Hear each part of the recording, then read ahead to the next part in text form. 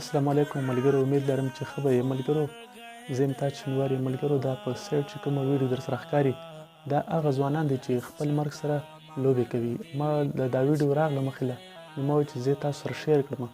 اکثر په هر ځای کې که په ښار کې وي او که داسې په علاقو کې وي نو داسې خلک ډېر شته دی چې هغه خطرناک ډریونګ کوي او خپل مرګ سره لوبې کوي. ملګرو یو بچی چې مور او پلار به څومره په سختیو باندې هغه رالوی کړی وي، ډېرې خوارۍ ورسره کړي وي، هغه چې بیا زلمی شي نو دغسې خپل مرګ سره چې کوم دی لوبې کوي. ملګرو دا ځان سره ډېر غټ ظلم او زیاتی دی، ځکه چې یو کس د خپل ځان قاتل جوړوي.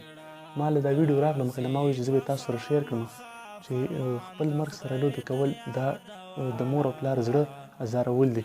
د مور او پلار زړونه ولې ازاروئ؟ دا او بل دا هم کیدای شي دا د حکومت غیر قانوني کار هم دی.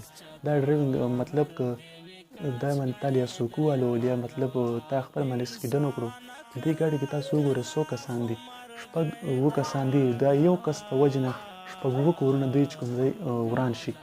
دا څه د وجې نه؟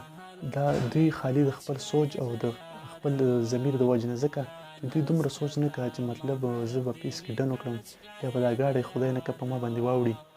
نو ما وویل چې زه دا ویډیو تاسو سره شیر کړم. دا ویډیو در سره مکمل وګورئ.